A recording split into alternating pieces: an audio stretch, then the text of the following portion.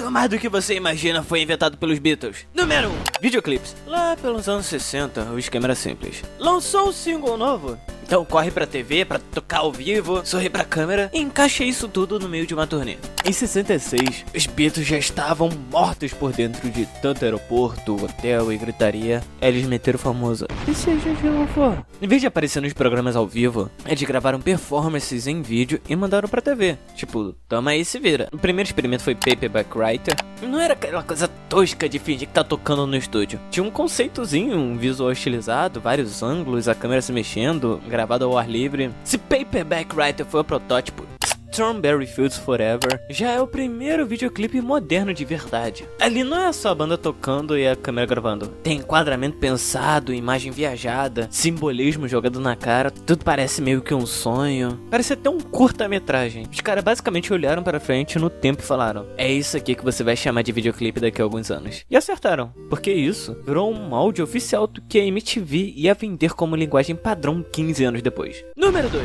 Antes dos Beatles, nome de banda era tipo Fulano e os Parça, Smokey Robinson and the Miracles, Buddy Holly and the Crickets. Tinha sempre o protagonista e o resto ali no rodapé. Aí chegaram os Beatles e falaram: não, nós não somos John Lennon e os Beatles, ou Paul McCartney e os Beatles. Aqui é só os Beatles. Somos 4 caras com o mesmo peso e a mesma importância. Um único bloco. E como tudo que eles faziam viraram lei, logo depois todas as bandas que vieram foram nesse estilo. Tipo Rolling Stones, Kirks, The Doors, The Who, etc.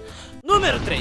Antes dos Beatles, a música pop funcionava tipo uma linha de montagem. O compositor escrevia, o produtor mandava e o cantor só cantava. Olhava pra câmera assim, pô. Elvis, lenda. Sinatra, o deus no microfone. Mas escrever as próprias músicas não tava no contrato. Aí entram os Beatles e falam: é o seguinte, meu irmão, as músicas que a gente vai cantar tem que ser nossa também. A gente que tem que canetar essa parada. Eles bateram um pé, isso hoje é quase que padrão. A partir daí, se você quer ser visto como uma banda de rock and roll de verdade, tem que escrever suas próprias músicas, seu puto. Isso não é um diferencial, é quase que uma obrigação. Número 4. Antes de 65, show era coisa comportada. Tinha show em teatro, salão, em auditório, em clubezinho. Estádio era coisa pra futebol, pra beisebol, não pra música. Mas aí veio a Beatlemania, que era basicamente uma entidade fora de controle. E lugarzinho fechado já não bastava. Então o empresário deles, Brian Epstein, resolveu meter o louco e pensou: e se a gente fizer um show num estádio? Todo mundo pensou: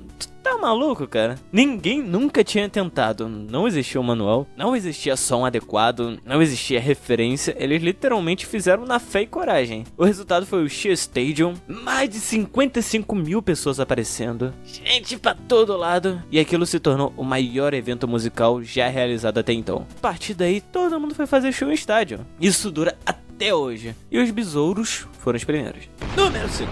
Antes dos Beatles, o estúdio era basicamente um lugarzinho pra tu registrar teu som. Tu entrava, tocava a música direitinho, vai embora. Nada de graça, nada de maluquice. Aí chegam os Beatles com George Martin, o quinto Beatle, que é claramente o adulto responsável nessa bagunça toda, e decidiram tratar o estúdio como um instrumento. Pra eles, o estúdio não era só um lugar de registrar música, era tipo um brinquedinho caro. E eles testavam tudo. Tecnologia nova, som estranho. Se soasse maneiro, eles botavam no disco. E quando eles pararam de fazer turnê, aí ferrou de vez. Porque eles ficaram livres do maior limite possível. Eles não precisavam tocar aquilo ao vivo. Liberdade total pra meter o louco. Áudio reverso, feedback. A Phil Fine começa com aquele apito, porque o John Lennon literalmente encostou o violão no amplificador sem querer. Isso é aquele...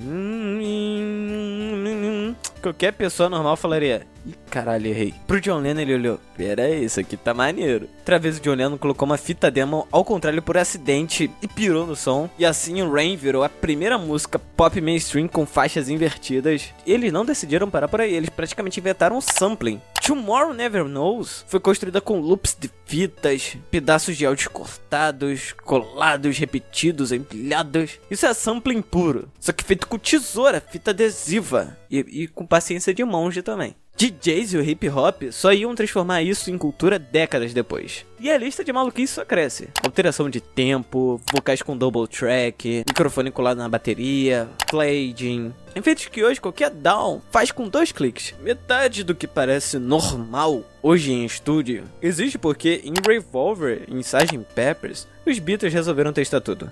Número 6. Se você pensa em algo psicodélico, hippie, totalmente viajado, vem logo na cabeça instrumentos indianos. Aqueles cheirinhos de incenso. E a culpa é dos Beatles. George Harrison trombou com uma citra num set de filmagem e achou aquilo incrível. E pensou, ok, agora eu sou oficialmente um jovem místico. E mergulhou de cabeça na música e na cultura indiana. A primeira música a trazer esse som foi Norwegian Wood. E como os Beatles era praticamente a maior banda do planeta, música indiana virou símbolo de psicodelia, floor power, paz e amor. Número 7. Os Beatles basicamente falaram, e se um álbum fosse uma ideia inteira? Não só um monte de música aleatória jogada. E aí meio que inventaram o conceito do álbum conceitual. No Sgt. Pepper's Lonely Hearts Club Band, eles criaram uma banda fictícia e todo um clima. Na real, fora a abertura e a reprise no final, o figurino de capa, a história não é exatamente redondinha. Não é realmente o conceito, é mais a vibe. Mas foi suficiente para outras bandas olharem isso e pensarem, ok, dá pra ir mais longe. Levar essa ideia de álbum conceitual adiante. Número 8. Os Beatles ajudaram a parir o heavy metal, mesmo sem jaqueta de couro e cara de poucos amigos. Tem gente que defende que Helter Skelter é o primeiro metal da história.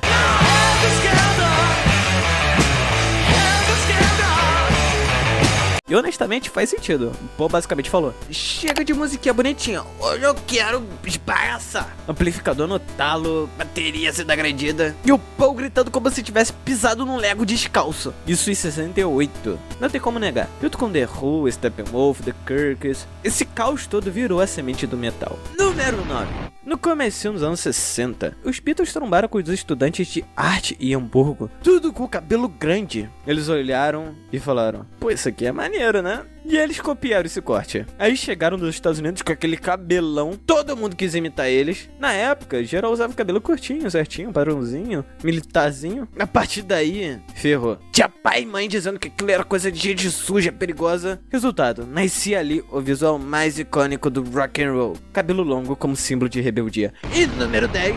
No fim das contas, os Beatles basicamente inventaram a marca musical moderna. Não era só música, a banda virou logo, desenho animado, filme, boneco, camiseta, franquia inteira. Eram 4 personagens, cada um com identidade própria. Eles foram o primeiro grupo a ser vendido como algo maior que as próprias músicas. Depois disso, nada mais foi igual. De lá pra cá, toda banda, artista ou popstar faz, consciente ou não, alguma versão do que os Beatles criaram primeiro. De que tá 10 coisas que talvez você não tenha percebido que os Beatles tinham inventado. E é isso, eu sou o Lucas Cinti, até a próxima, obrigado por assistir, se cuidem, cuidem dos outros, cuidem do planeta e obrigado, tchau!